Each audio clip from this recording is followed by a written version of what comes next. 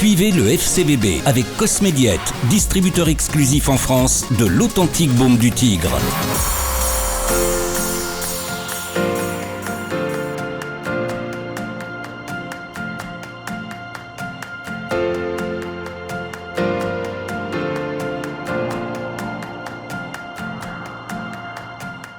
C'est une grosse déception parce qu'on était ambitieux sur ce match, sans prétention aucune. On savait qu'on avait les moyens de les mettre en difficulté et on avait travaillé des choses précises pour le faire. Même si ça aurait pu être mieux par séquence, on s'est quand même créé un nombre conséquent d'occasions sur l'ensemble du match.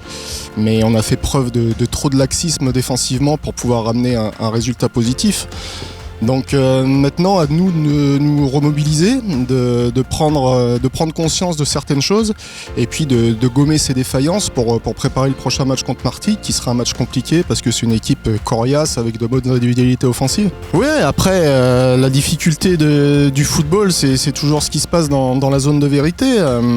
Voilà, le gardien a fait aussi ce qu'il fallait pour retarder l'échéance. On marque sur penalty à la 45e minute.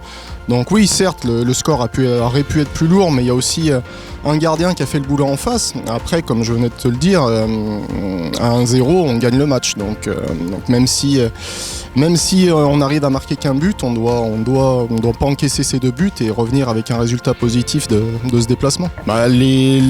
Les axes de travail, on en parlait la semaine dernière. Déjà, on va retrouver un groupe un petit peu plus conséquent, donc forcément qu'il y a des réglages à peaufiner. Après c'est surtout en termes, je pense, d'intensité, de gestes défensifs, d'abnégation, le fait de savoir se faire mal et défendre ensemble, d'être dur dans les duels. C'est un championnat qui est difficile, c'est un championnat qui est compliqué contre des équipes athlétiques, contre des joueurs aussi qui savent manier le ballon.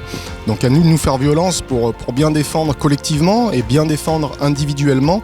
Et puis après, je pense qu'on a les qualités pour bien jouer au football, mais bien jouer parfois ne suffit pas. Il faut savoir faire preuve de solidité et d'intensité dans les duels. Elias Savranche, encore porté par Mehdi Boussaïd qui garde le ballon. Mehdi Boussaïd qui est dans la surface. Mehdi Boussaïd pour le doubler peut-être. Mehdi Boussaïd, elle est dedans. Mehdi Boussaïd, c'est un festival ce soir et c'est son premier doublé en national. Avranches renverse Villefranche-Beaujolais et Mehdi Boussaïd est incroyable ce soir. 2-1 pour les Manchois. Par Jimmy Nirlo, inévitablement il va orienter. Pour Pierre Magnon. La frappe de Pierre Magnon, l'arrêt. L'arrêt de Jean-Christophe. Bon, Maxence laisse croire qu'il va pas être loin de la vérité en dégageant ce ballon. Ça va être terminé dans quelques instants. Monsieur Henry qui regarde son coup de sifflet. Et ça retentit, la première victoire de l'US Avranches à domicile dans cette saison 2022-2023. Mené 1-0. Les Manchois qui renversent les Caladois avec 9 points au compteur.